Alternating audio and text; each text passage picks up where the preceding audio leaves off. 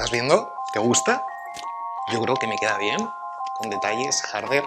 Este fin de semana tenéis promoción activa para llevarte esta camiseta por compras superiores a 50 euros. Yo de ti aprovecharía porque van a volar.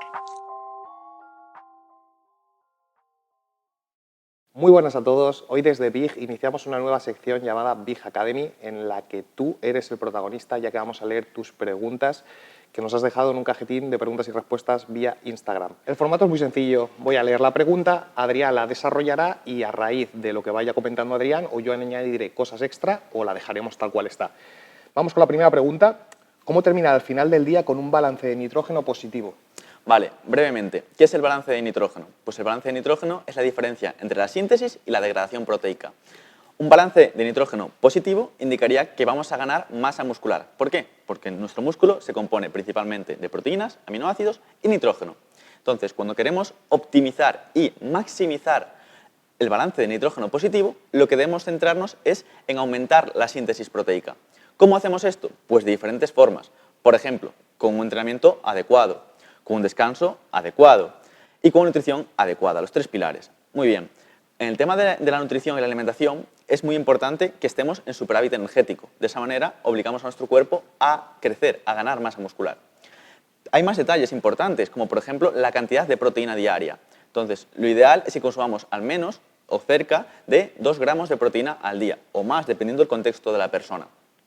Otro detalle a tener en cuenta es que, por ejemplo, esta cantidad de proteína total diaria la repartamos de forma más o menos equidistante en cada una de las comidas que hagamos a lo largo del día. Si hacemos 4 comidas, pues que haya un reparto equitativo de esta. Y luego hay muchas más cosas que podemos tener en cuenta, como por ejemplo los niveles de estrés. Esto también perjudica la ganancia de masa muscular, la calidad del sueño. No es lo mismo dormir 8 horas todas del tirón que despertarte un montón de veces por las noches, y muchos más detalles que se pueden llegar a tener en cuenta. Pero básicamente centrarnos en aumentar al máximo la capacidad de nuestro cuerpo en sintetizar proteína para poder tener este balance de nitrógeno positivo y que esto repercuta en la ganancia de masa muscular. Podríamos resumir que la base de la pirámide serían las calorías, estar en un superávit calórico, que a modo de resumen sería comer más calorías de las que gastamos en ese día. Luego, lo siguiente serían los macronutrientes, aquí donde el papel importante lo juega la proteína. Exacto. Comer un mínimo de proteína, y luego iríamos a el timing de las comidas. Exacto. Se ha visto que hacer 5 ingestas, de 3 a 5 ingestas sería lo óptimo, pero 5 ingestas siempre serán mejor que 4 y 4 siempre serán mejor que 3, pero mínimo de 3 a 5 ingestas de proteína por comida. Exacto. Otro contexto en el cual puede ser interesante, en vez de aumentar la síntesis proteica, es frenar la degradación. Puede ser, por ejemplo, en personas que empiezan el gimnasio, que son novatas, que están expuestas a un daño muscular excesivo y entonces, aunque tengan la síntesis proteica elevada, tienen un daño muscular muy grande. Entonces existe mucha degradación. En ese contexto puede ser interesante frenarla. ¿Cómo? Pues como suplementos como el HMB, o bajando el volumen de entrenamiento, utilizando adaptógenos o otros suplementos que pueden ayudar también a potenciar la recuperación, como puede ser la creatina, como puede ser la ecdisterona o incluso la melatonina para descansar mejor. Entonces esto va a depender en qué contexto nos encontremos. También, por ejemplo, personas ancianas que cursan con una resistencia anabólica también tienen una degradación proteica elevada. Por lo tanto, en esos casos es interesante aumentar la cantidad proteica diaria para aumentar esa síntesis proteica y que el balance de nitrógeno sea positivo y no pierdan masa muscular, que es la enfermedad llamada sarcopenia, la pérdida de masa muscular asociada a la edad. Si una persona por falta de tiempo no puede llegar a ese mínimo de comidas o a esa cantidad diaria de proteína que se recomienda ingerir al día, ¿le recomendarías algún tipo de suplemento? Por supuesto, en este caso, los batidos de proteína, ya sea proteína vegana, proteína whey, caseína o el formato de proteína en polvo que prefiera, le va a venir muy bien. Al final, es un alimento, nosotros lo podemos utilizar como herramienta para llegar a nuestra cantidad diaria de proteína recomendada para nuestro contexto y, por lo tanto, es una herramienta muy cómoda, sobre todo para fuera de casa, que es más difícil llegar a la proteína con alimentos pues, que no están al alcance de todo el mundo. Para esas personas que demonizan los batidos de proteína, que puedan pensar que es un alimento procesado, que puedan rañar los riñones o este tipo de mitos que suelen escuchar acerca de los batidos de proteína, ¿qué puedes decirles? Bueno, pues que la proteína ha demostrado que en absoluto, en personas sanas, va a dañar los riñones, el hígado o ningún tipo de problema asociado. De hecho, la proteína de suero se podría considerar el gold estándar de la proteína de mayor calidad, incluso mejor que la carne, que del pescado, incluso que otros lácteos. Entonces, a nivel de recuperación y de salud, la proteína en polvo, la proteína whey, digamos que es el top, no hay nada mejor y de hecho sale de la propia leche. Por lo tanto, se podría considerar simplemente un alimento que ha sido procesado, pero que es un alimento completamente natural. Nada más que añadir a la pregunta, a modo de resumen, mantener un superávit calórico, ingerir un mínimo de proteína y hacer de 3 a 5 ingestas de proteína por comida. Si voy a estar unos cuantos días sin poder ir al gimnasio, ¿debería seguir tomando la creatina? ¿La dejo de tomar? ¿Reduzco la dosis? ¿Qué le podemos contestar a esta pregunta? Bueno, pues en primer lugar, continuaría tomándola. ¿Por qué? Pues porque la creatina, al final, bueno, es una sustancia que nosotros mismos producimos y almacenamos principalmente en nuestros músculos. ¿Qué ocurre? Que todos los días nuestra creatina, una pequeña parte, entre el 1 y el 2%, nosotros la excretamos por la orina, porque esta creatina se metaboliza y se excreta por la orina en forma de creatinina. Entonces, ¿vamos a estar unos días sin entrenar? No pasa nada. Podemos seguir tomándola y de hecho nos va a beneficiar. No solo, la creatina no solo tiene beneficios a nivel de rendimiento deportivo, también los tiene a nivel de salud. Por lo tanto, mi respuesta es un claro sí. ¿Disminuir la dosis? No, mantendría la misma dosis. En tal caso, como mínimo, tomaría entre 3 y 5 gramos y veníamos tomando más, porque como seguro que todo el mundo ya sabe, la dosis recomendable es en torno a 1 gramo por cada 10 kilogramos de peso corporal. Por lo tanto, como mínimo tomaría 5 gramos, que sería una dosis de mantenimiento, y me olvidaría, no la cortaría. Bueno. Podemos asegurar que es un suplemento bastante seguro, que no hace falta ciclarlo y que aparte de tener beneficios a nivel deportivo, también tiene otro tipo de beneficios que nos pueden ayudar, ya sean en rendimiento cognitivo, salud. Es un suplemento súper estudiado, por lo que podríamos decirle que aunque no esté entrenando, puede seguir tomándose, lo que se va a beneficiar de este, ¿no? Por supuesto, y además no requiere hacer ningún tipo de descanso. Podemos tomarlo a largo plazo, que sabemos con seguridad que no va a traer perjuicios en absoluto. Para personas que nos estén escuchando y que ya sea que no entrenen o que, por ejemplo, una persona mayor, tercera edad, nuestros padres o incluso gente más joven, ¿también se la recomendarías? Sí, en la mayor parte de los contextos va a ser recomendable. Hay contextos específicos en los cuales puede no serlo, pero, por ejemplo, personas de elevada edad, la creatina ha demostrado reducir, por ejemplo, la sarcopenia, que es la pérdida de masa muscular con la edad, reducir enfermedades neurodegenerativas, incluso puede ayudar en temas de depresión. O sea, que la creatina es un must en toda regla. Y dentro del deporte en general, aunque se suele consumir más en el ámbito fitness o de musculación, ¿también está recomendada para el resto de deportes?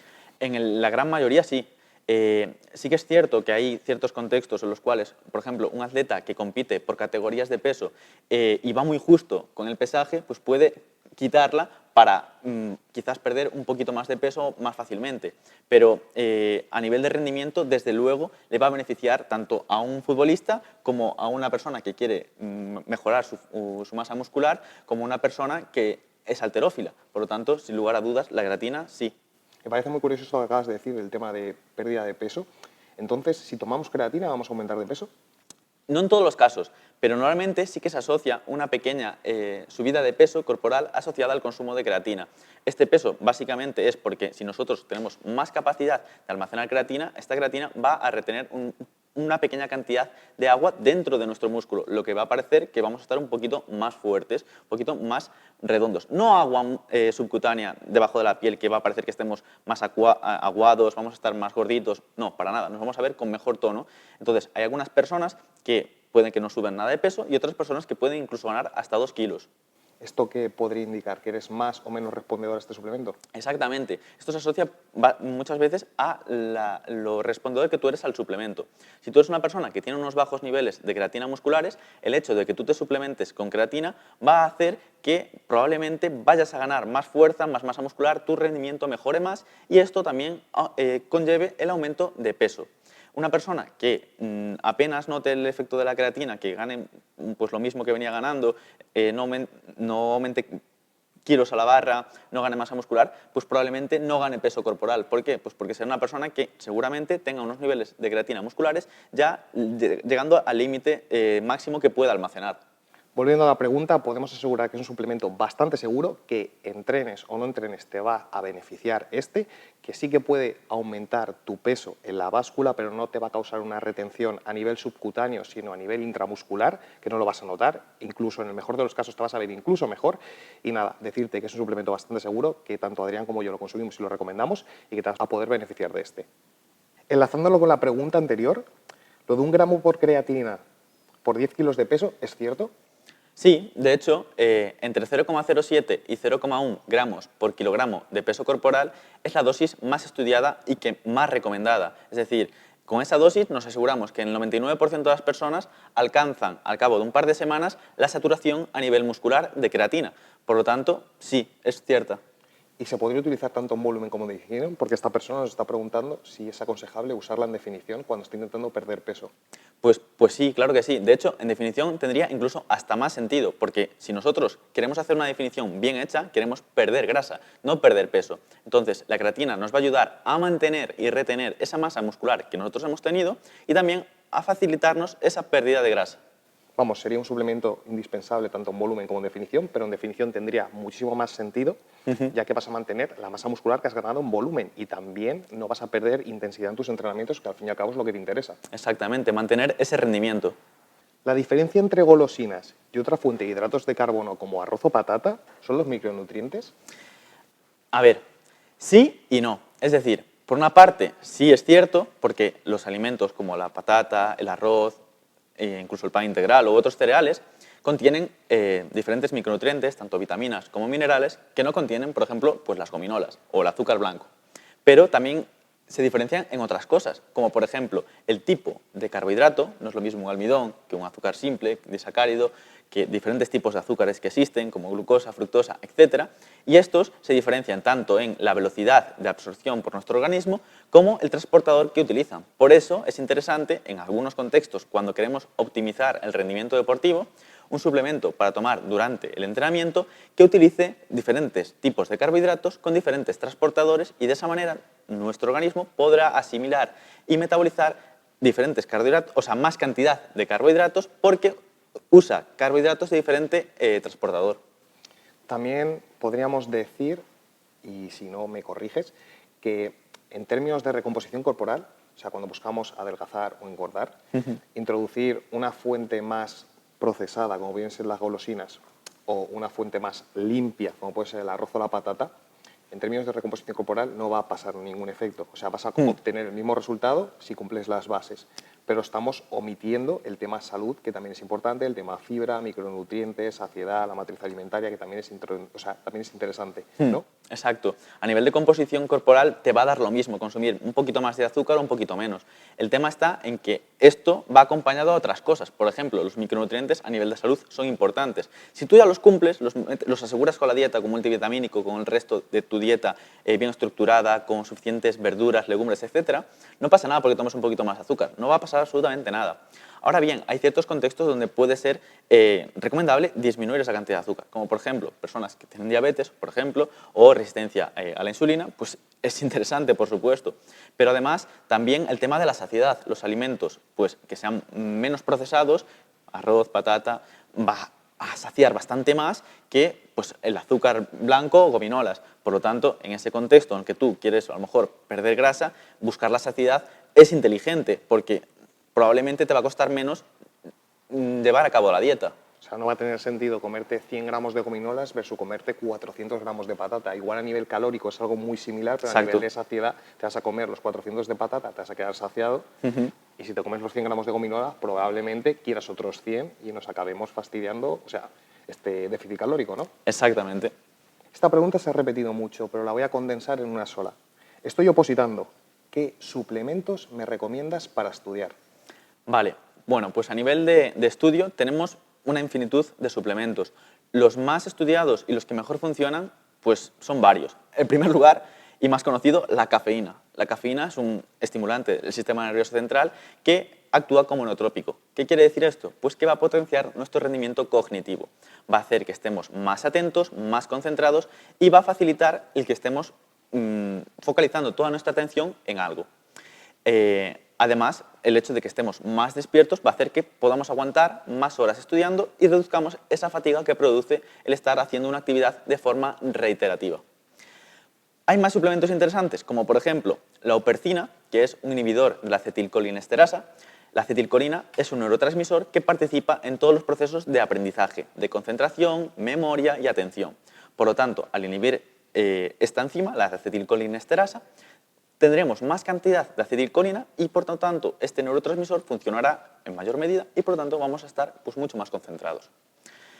Por esta misma vía, por la vía de la acetilcolina, tenemos otros suplementos que pueden ser muy interesantes, como por ejemplo la colina bitartrato, la aceticolina o el famoso, aunque no permitido en España, alfa-GPC. Estas sustancias lo que hacen es aumentar la cantidad de colina en nuestro cerebro y de esta manera potenciar o ser precursores de la acetilcolina. Podemos combinar incluso la upercina con una fuente de colina y de esa manera potenciaremos todavía más esta vía.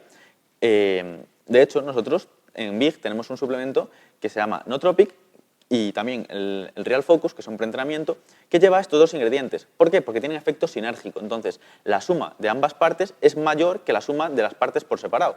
Es decir, potencia el efecto de forma significativa. Por otro lado, también existen varios suplementos que pueden ser interesantes, como por ejemplo el ginkgo biloba o la bacopa monnieri, que han demostrado tener una eficacia en cuanto al aumento de la neurogénesis y la memoria y la retención de información a más largo plazo, y esto quiere decir que tiene un efecto acumulativo, es decir, cuanto más tiempo se tomen, pues mayor capacidad de retener información y de memoria vamos a generar. Si tuvieses que quedarte con uno de todos los suplementos que nos has dicho, ¿con cuál te quedarías? A nivel de concentración, atención con la cafeína, y después, a nivel de estudio, pues me quedaría con la upercina. ¿Y el que has formulado tú, qué tiene de especial? ¿Qué contiene? ¿En qué dosis se tomaría? ¿Cuándo lo tomarías? ¿Si lo recomendarías? Que imagino que sí. Vale, yo he formulado tanto el Real Focus como el Real Nootropic. Para opositores, sin duda, les recomendaría el Real Nootropic. ¿Por qué? Pues porque no nos va a ayudar tan solo a estudiar de forma puntual, sino que además el efecto acumulativo, mejor dicho, que le da la bacopa monnieri y el ginkgo biloba va a hacer que aprobar la oposición le vaya a ser más sencillo, porque no solo le va a ayudar a concentrarse, sino que va a ayudarle a aumentar su memoria a medio plazo.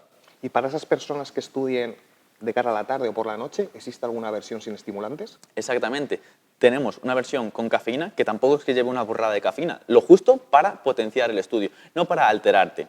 Y tenemos una versión sin cafeína, pues para aquellas personas que quieran hacer uso de este producto pues, por la tarde o por la noche incluso. Yo quería recalcar que está muy bien todo lo que ha comentado Adrián, pero cuando vamos a procesar de verdad todo lo que hemos estudiado a lo largo del día va a ser por la noche descansando, en el descanso. Entonces, otros suplementos como pueden ser el Real Sleep o la melatonina per se también nos pueden ayudar indirectamente, no a estudiar en ese caso, pero sí a procesar mejor todo lo que hemos estudiado durante el día, ¿no? Exactamente, y por ejemplo, si nosotros pasamos varias noches estudiando a tope porque tenemos una fecha de examen muy cercana y demás, en ese caso, para estudiar al día siguiente, cuando hay restricción del sueño, por ejemplo, la L-tirosina también ha demostrado evidencia a dosis de 2 gramos o superiores, pero también es otro suplemento que podemos incluir dentro del grupo de nootrópicos, que en el caso de haber una restricción del sueño sí que va a potenciar de forma significativa la concentración. Y esto ya es más personal. Yo, por ejemplo, te pongo mi caso, que a la gente le gusta muchas veces escuchar anécdotas. Recuerdo cuando tenía que exponer el TFM, yo estaba muy nervioso porque tienes que exponer delante de gente que te impresiona, y me recomendaste la ashwagandha a modo de reducir ese estrés, ansiedad. ¿Qué podías decirnos acerca de este suplemento? Vale, pues el tema de los adaptógenos, como la ashwagandha, como la rhodiola, son sustancias que nos hacen fuerte frente a un estrés, aumentan nuestra resistencia a un estrés. Entonces, cuando tienes un evento puntual que te va a suponer una alta carga de estrés, pueden ser muy interesantes. En este caso, la ashwagandha es el que más evidencia tiene y también ha demostrado aumentar el foco cognitivo y ser también un nootrópico. Entonces, también nos va a ayudar en el caso de que tengáis pues, un examen, una charla, una exposición o demás.